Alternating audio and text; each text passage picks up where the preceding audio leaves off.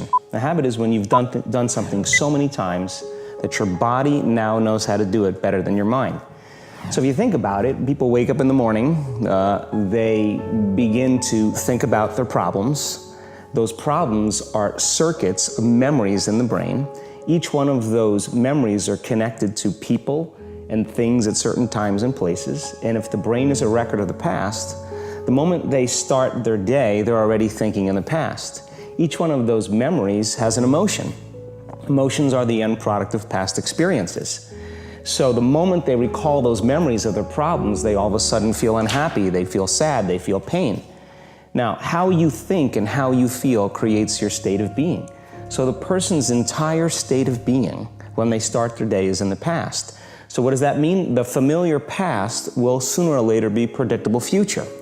So if you believe that your thoughts have something to do with your destiny, and you can't think greater than how you feel, or feelings have become the means of thinking, by very definition of emotions, you're thinking in the past. And for the most part, you're going to keep creating the same life. So then people grab their cell phone, they check their WhatsApp, they check their text, they check their emails, they check Facebook, they take a picture of their feet, they post it on Facebook, they tweet something, they do Instagram, they check the news, and now they feel really connected to everything that's known in their life. And then they go through a series of routine behaviors. They get out of bed on the same side, they go to the toilet, they get a cup of coffee, they take a shower, they get dressed, they drive to work the same way, they do the same things, they see the same people, they push the same emotional buttons, and that becomes the routine, and it becomes like a program. So now they've lost their free will to a program, and there's no unseen hand doing it to them. So when it comes time to change, the redundancy of that cycle becomes a subconscious program. So now 95% of who we are by the time we're 35 years old is a memorized set of behaviors, emotional reactions, unconscious habits, hardwired attitudes, beliefs, and perceptions that function like a computer program. So then a person can say with their 5% of their conscious mind, I want to be healthy, I want to be happy, I want to be free. But the body's on a whole different program. So then how do you begin to make those changes? Well, you have to get beyond the analytical mind, because what separates the conscious mind from the subconscious mind is the analytical mind. And that's where meditation comes in, because you can teach people through practice how to change their brainwaves, slow them down. And when they do that properly, they do enter the operating system where they can begin to make some really important changes.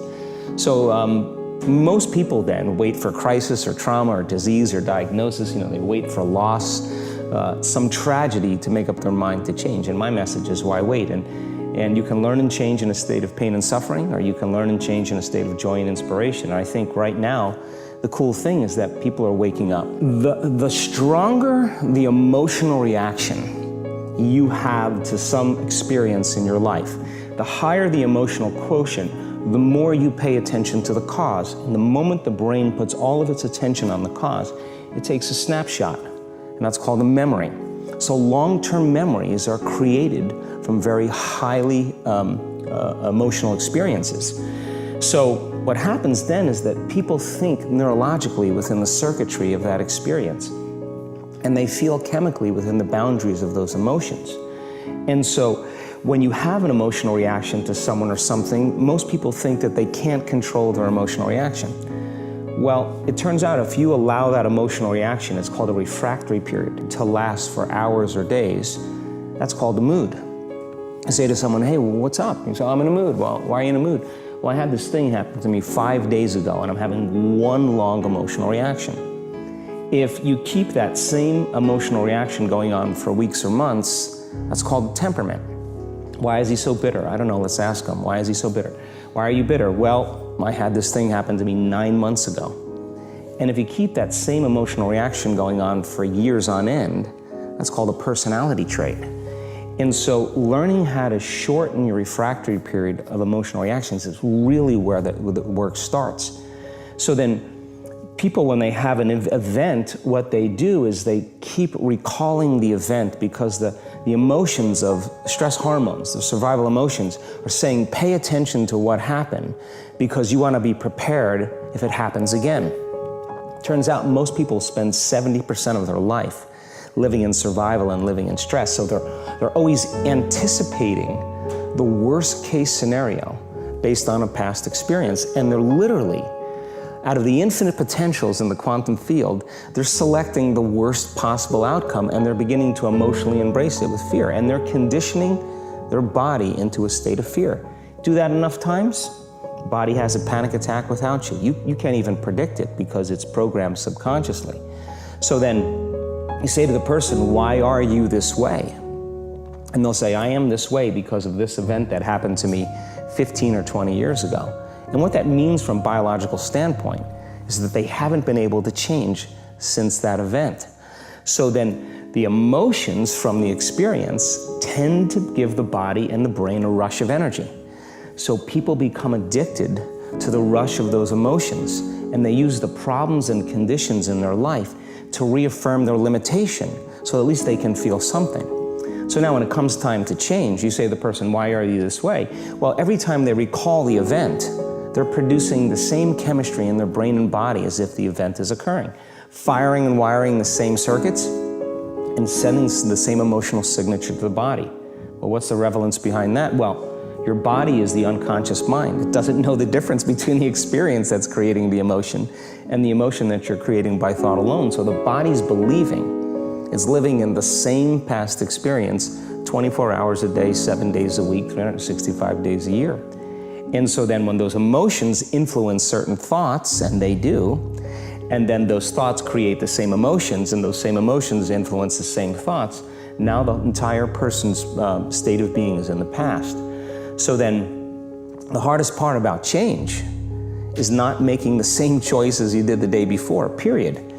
And the moment you decide to make a different choice, get ready, because it's going to feel uncomfortable. I think that the bigger thing is that we keep firing and wiring those circuits.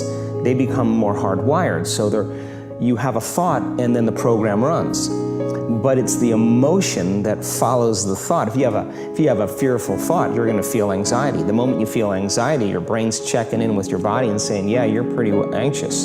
So then you start thinking more corresponding thoughts equal to how you feel. Well, the redundancy of that cycle conditions the body to become the mind. So now, when it comes time to change, a person steps into that river of change and they make a different choice, and all of a sudden, they don't feel the same way. So the body says, well, you've been doing this for 35 years. You're going to just stop suffering and stop feeling guilty and stop feeling shameful, and you're not going to complain or blame or make excuses or feel sorry for yourself. Well, the body's in the unknown. So the body says, I want to return back to familiar territory. So the body starts influencing the mind, and it says, start tomorrow. You're too much like your mother. You'll never change. This isn't going to work for you. This doesn't feel right. And so if you respond to that thought as if it's true, that same thought will lead to the same choice, which will lead to the same behavior, which will create the same experience, which will produce the same emotion. I want to talk about that notion of, give me a little more detail on what you mean by the body becomes the mind, or the unconscious mind. What do you mean by that exactly? Well, those are two different things. Your body is your unconscious mind. In a sense, if you're sitting down and you start thinking about some future worst case scenario that you're conjuring up in your mind, and you begin to feel the emotion of that event, your body doesn't know the difference between the event that's taking place in your world, outer world, and what you're creating by emotion or thought alone. So most people then, they're constantly reaffirming their emotional states. So when it comes time to give up that emotion, they can say, I really want to do it. But really the body is stronger than the mind because it's been conditioned that way.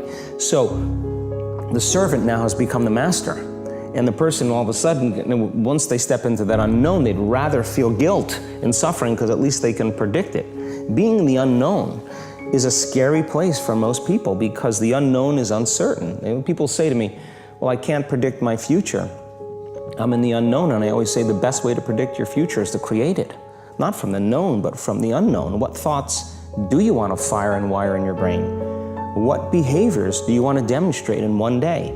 The act of rehearsing them mentally, closing your eyes and rehearsing the action. By closing your eyes and mentally rehearsing some action, If you're truly present, the brain does not know the difference between what you're imaging and what you're experiencing in 3D world. So then you begin to install the neurological hardware in your brain to look like the event has already occurred. Now, your brain is no longer a record of the past. Now it's a map to the future. And if you keep doing it, priming it that way, the hardware becomes a software program. And who knows, you just may start acting like a happy person.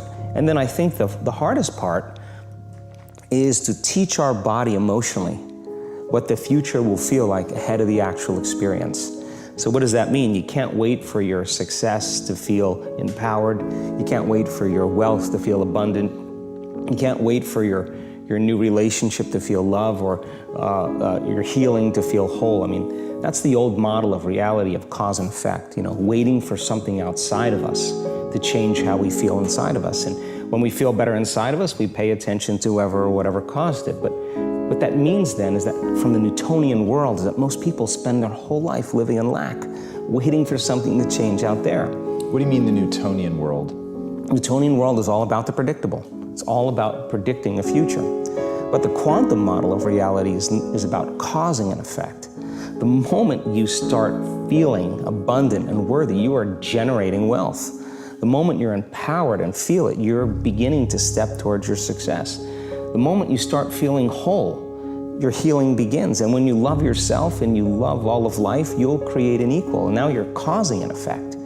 And I think that's the difference between living as a victim in your world, saying, I am this way because of this person or that thing or this experience. They made me think and feel this way. When you switch that around, you become a creator of your world, and you start saying, my thinking and my feeling is changing an outcome in my life. And now that's a whole different game, and we start believing more that we're creators of reality.